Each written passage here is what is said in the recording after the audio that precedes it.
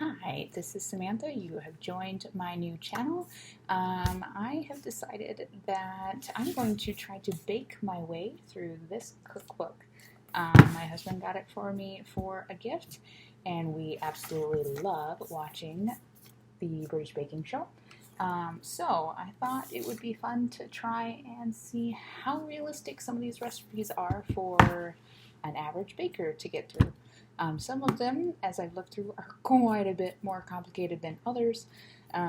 So we're just going to see what's going to happen, and I'm going to try to be as honest and straightforward with all of my process and the results as I can, and just to see how realistic it is to get some of these really gorgeous looking recipes. I mean, they look phenomenal. So I'm hoping that they turn out that way. I have no experience as far as professional baking, so I'm just your average person, and I wanted to see how well these recipes translate. Also, these are British recipes, and I am in the United States, so we'll see how that goes. The beginning of this book does do a really good job about kind of telling you what strong flour is versus regular flour and all that kind of stuff. So it does kind of break that down. So I'm hoping that that will help me to figure out what exactly I need to use as the American equivalent to our British friends. So we'll see how that goes as well. The only other thing that I would kind of like to say is, yeah, that I'm excited for this. This should be fun, or it's going to be disaster. Who knows? I do like to bake, so we'll see how that turns out in the end. I did choose today. I'm going to start with a scone, I think is how the British say it. You could correct me. I'm probably way wrong. But anyways, it looks like that. I make scones, the ones that you can get from like a coffee shop, with the sweet flavor to them. So I've never made a savory scone, and these kind of are more like biscuits is what Americans I think would call them. So we're going to give it a try and see what happens. But that is my task for today, so I'm going to get my apron on and let's get started. So I'm going to take you on a little bit of adventure just real quick, because our recipe calls for spring onions, which I did a Google search because I was like, what's a spring onion? And it is a green onion or scallion. Apparently they're all the same thing, which I have green onions, so that was easy. But the thing that maybe you don't know is that I don't like buying the green onions from the store every time I need them, because they wilt before I can actually even, use them. So what I like to do is I like to buy one at the beginning of our growing season, which we don't have a super long growing season where I live. And then I plant them. Yeah, and so then they grow like crazy. And then whenever I need them, you can, trim them and take whatever you need. I learned this from my brother, so it's actually really exciting to know that I can use this now. Now our recipe does call for 4 slices, I think it says. And I mean, these are clearly bigger than the slices you buy in the grocery store. But I'm just gonna trim off, about what I need, and then I'll wash them off when we get inside, and then we'll be good to go. Okay, I have gathered all of the stuff that we need for our cheese and spring onion scones. Now, I'm just gonna go over 1 or 2 little things with you real quick. First off, I saved you the hassle of watching me grate cheese, because that's boring. And then some of the things in this book are only measured in grams, so I have a handy dandy kitchen scale. There is a page that has some conversions in it, but I just would rather use the correct measurements according to what the book says. So if you don't have one of those, you could make do, or do some Googling and figure it out, but I have that. I already have my parchment paper lined on my baking sheet. Now, for whatever reason, the recipe says to grease the baking sheet, and then it says baking sheet greased and lined with baking paper. Well, I don't really know why you would need to grease the sheet if we've already got baking paper or parchment paper. So I guess I'm not greasing it. We'll see how that turns out in the end. But yeah, so let's get going. Okay, I gathered all our ingredients. We're all set to go. The first step in our cheese and spring onion scones is to heat the oven, which seems like a pretty simple step, except for they give it to you in Celsius, which I expected and I read through and I knew that that was the case. But it's just kind of funny because it says 200 degrees Celsius / 180 degrees fan / gas 6. I don't know what 180 degrees fan is. Maybe that's if you have a convection oven. Is that common in British households? I don't know. Gas 6, I also have no idea what that actually means. But I do know what 200 degrees Celsius is, and with a quick conversion, which is weird that they don't have this in the back of the book, because they do have some metric to English conversions in the book. But that's about 392 degrees Fahrenheit, which I'm pretty sure my oven only goes by 5s, but we'll get close enough. So I'm just gonna get that started for us. So yeah, only goes by 5s, but 395 should be close enough to 200 degrees Celsius. So I'm not too worried about that. All right, but now we've got to use our handy dandy kitchen scale. Say hello to my cat, by the way.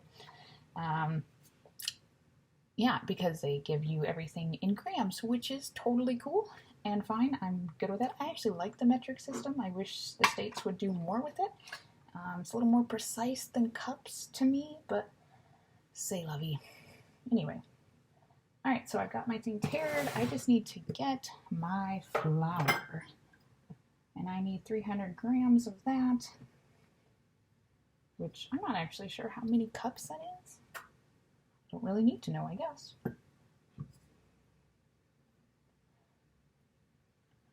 Anyway, I like the metric system. I'm kind of a science nerd. You'll probably figure that out. All right, we're almost there.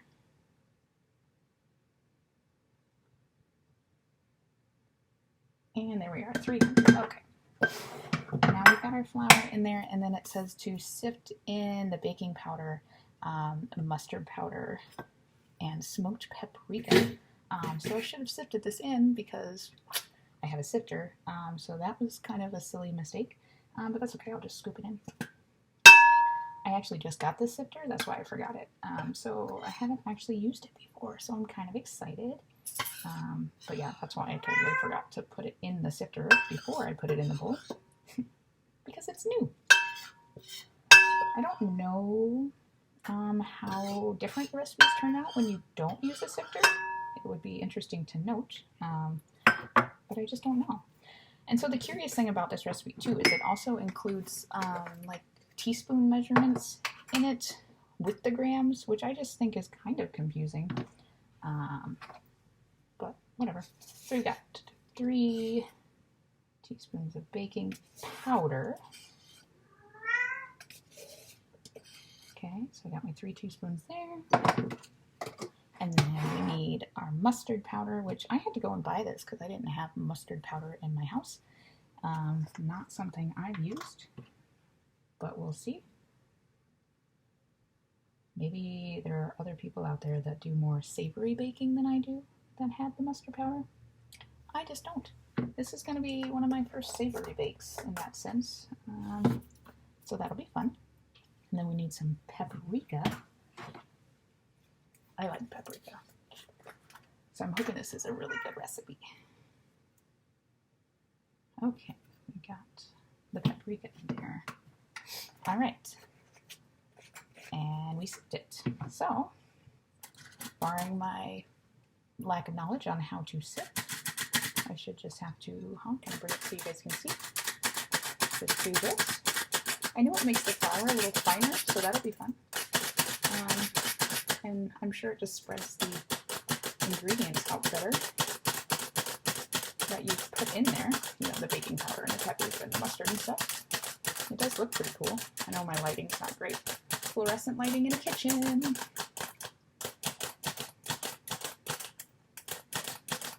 Yeah, there's some paprika coming in there now. Can you see? Again, my lighting's kind of crappy. Paprika. Oh yeah, there we go.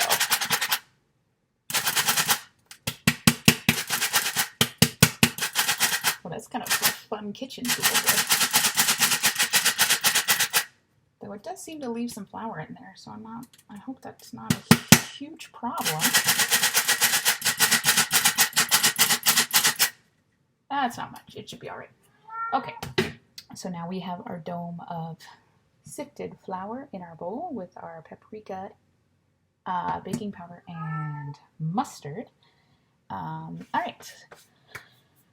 Season well with pepper, then add the salt and butter. Okay, so the pepper that I needed, it just says freshly ground. I'm not really sure what that means as far as like how much, but season well.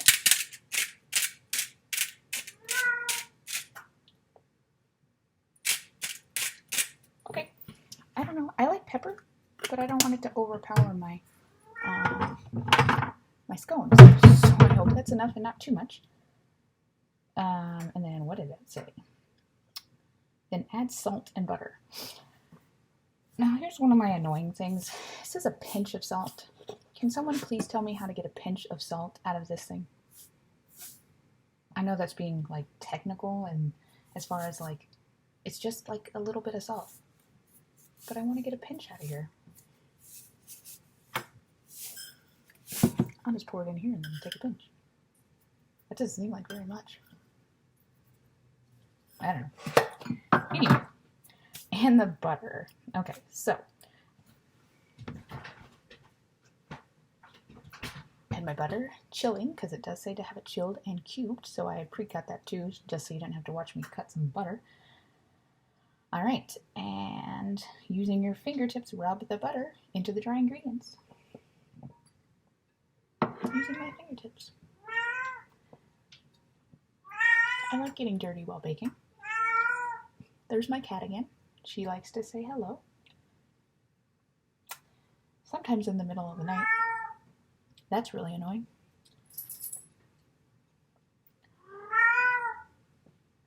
So I gotta rub until only small flecks are visible of the butter, I guess. It just says small flecks. It's not a very much butter for this amount of flour, I'm going to tell you that right now. Feels kind of weird. I'll probably just skip through this part and let you see me on the end result.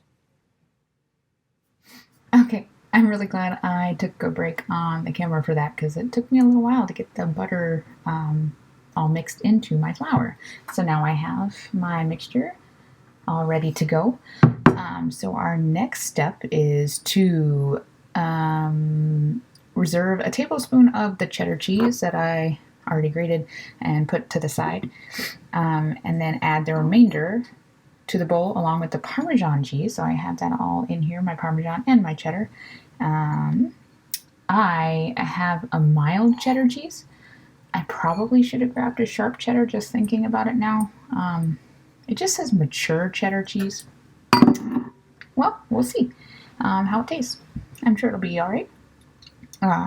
Parmesan, cheddar, and the spring onions. So my lovely green onions that I cut from outside.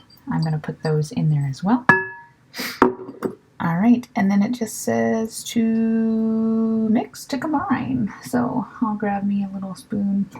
I'm kind of picky about which spoon I use. I don't know why. You have a favorite tool in your kitchen? I don't know what mine would be, but I definitely have favorites. All right, so mix to combine. So this is looking really good, and it smells super good too. You want to see? So I've got the nice green from my onions and the yellow and my cheese. This is going to be delicious, I think. All right, make a well in the center and pour in the milk and 100 milliliters of water. Make a little well in the middle. All right, so now 100 milliliters in the States is probably not something that you think about, but I don't know anybody who doesn't have one of these, like you know, cup, all of that on the side. On the other side, it has the metric system, so I just went ahead and put my milk and my water in the same thing. So it's 200 milliliters total of water and milk, and I just need to pour it in. I'm pretty sure everybody has one of these, right? I think it's one of those traditional like wedding gifts that your mom's had since, you know, They got married 30 to 40 years ago. All right, and then using a palette or round bladed knife, mix until the dough is just combined. I had to Google what a palette knife is. This is what a palette knife is, which I feel kind of stupid about because my mom is a cake decorator. We've had one of these in our house for literally as long as I've been alive. So I probably should have known that this was a palette knife. I don't know if my mom ever told me that was the name of it or if I just wasn't paying attention. I don't know. Sorry, Mom. But I'm not really sure why this is the specific tool that is mentioned in this recipe. Seems to be working pretty well. I guess if you used a spoon, the mix would get kind of stuck on the inside of the spoon. So then you would have to kind of like get it out of the spoon, and this you can just scrape off the knife itself. I don't know. I'm sure you could use whatever if you don't have one of these. I don't think it's a big problem. Alright, so mix until just combined. Just combined. Is that too much? I still got some flour. Okay, it's starting to look good. That's what it looks like right now. Okay, and then it says to turn out onto a lightly floured work surface and very lightly knead the dough for 10 seconds until combined. Okay, it's pretty much combined. Once I turn it out, it'll be fine. So I've got my surface already floured here. You can maybe kind of tell. Trying to be prepared. All right, got my dough all turned out, and we're just gonna knead for 10 seconds. Okay, lightly floured, so maybe I picked up some of that flour that I lost in my sifting earlier. I don't think it was that much.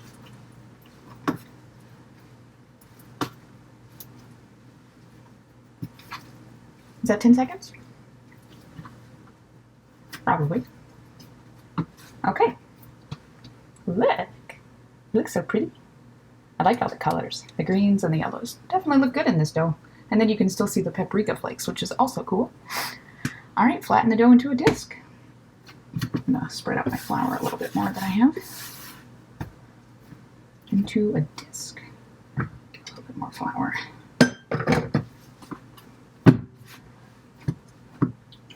Okay, the disc should be 2 to 3 centimeters thick. So 2 to 3 centimeters is about an inch because 1 inch equals 2.54 centimeters. I told you I like the metric system. I actually am a science teacher in a former life. Okay, so we have our dough. Now, dip the cutter into plain flour. Okay, here's my cutter. I'm sure there's some that have a flat edge. I grew up in the South, so we make a lot of slaw in the South. And this is what you use to cut cabbage to make slaw. This is what I have. That's what I'm going to use. So I'm going to dip it in the flour, just so it doesn't stick. And then I'm going to stamp out as many rounds as you can. Okay. 1, 2, 3, maybe you could get a 4th one in here. A little bit on the edge. Okay, so there is one of my doughs, my scones. 2. They look really pretty. I like the cutter. I've never actually made this, so okay. I'm thinking at this point that I totally have too big of a cutter. It says a 6 centimeter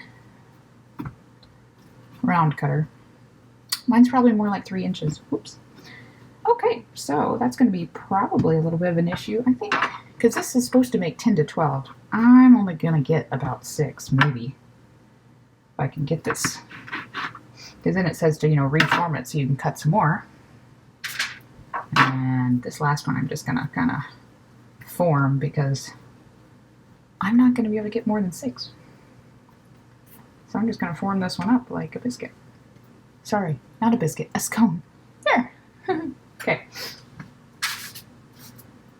Okay, you can totally tell that one was hand-shaped, but it is what it is.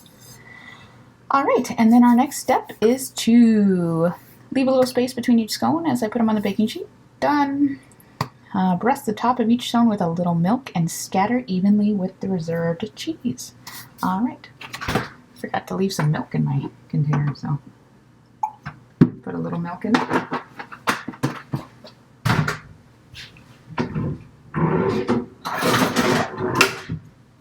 All right, so I've got a little milk.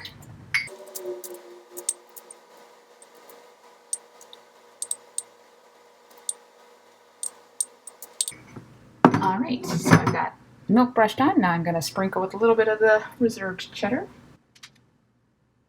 Not very much cheddar on top.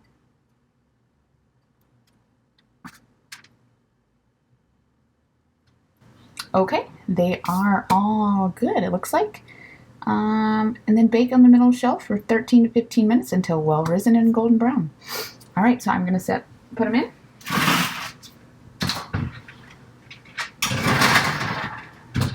All right, and timer for 15 minutes. And I'll see you in 15 and see how they look. Okay, I just want to give you a look at what they look like as they're cooking, because they're looking pretty great. Okay, I think they're ready. Oh, they look so good. Okay, definitely way bigger than they should be. We're gonna call these American because yeah, I should have used a 6 centimeter round cutter. Mine was more of a 3-inch.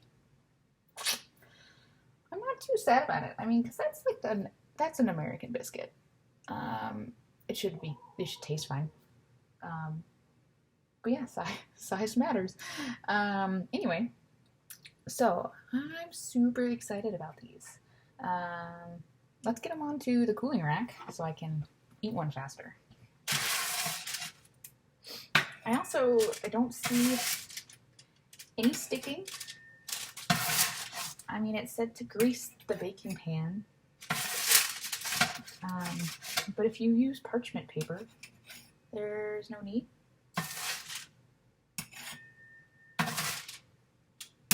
I'm just really hoping that 15, well, I did the Miracle television. I actually did a 17 minutes. No, I might even have done 19 minutes on these because they are so much bigger. I wanted to make sure they were done. And they don't look, toasted or anything on the outside. So I think they'll be fine. But they really do look delicious. I mean, look at this. Those look pretty good. Again, I wish we had the type of, like television that we need to share these over the air. Yeah, I'm going to give them a couple minutes to cool. And then I'm going to eat one. Okay, I am going to try my scone. So I definitely picked the one that looked the worst. So the one I probably made at the end there that I didn't have quite enough dough to do an actual cut. So let's give it a try. First off, it's, no soggy bottom. Yeah, so it's kind of hollow sounding, or, it thumps. Not really sure if that's appropriate verbiage. Ooh. So I just cut it open. It's steaming. I didn't give it very long to cool. I'm pretty excited. All right. Let's try it.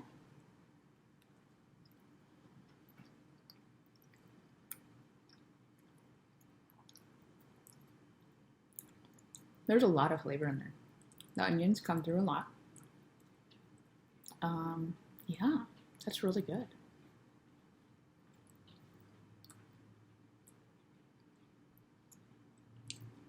Probably could have used just another minute maybe in the oven.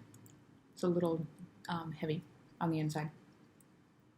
I'm saying this like I know what I'm actually talking about. But it's really flavorful, especially the onions. I'm not, maybe this is just me, but I'm not feeling as much of the cheese as I was kind of imagining, just because there is so much cheese in here. But it's really good. So, my first recipe was pretty good. Like, yeah, I screwed up a little bit on the size of my cutter itself, but I mean, that's a really good scone biscuit. Anyway, well, I hope you had fun watching me bake this, and we're going to go next time through another recipe in the lovely British baking show Love to Bake book. I hope you enjoyed that, and I hope to see you again next time.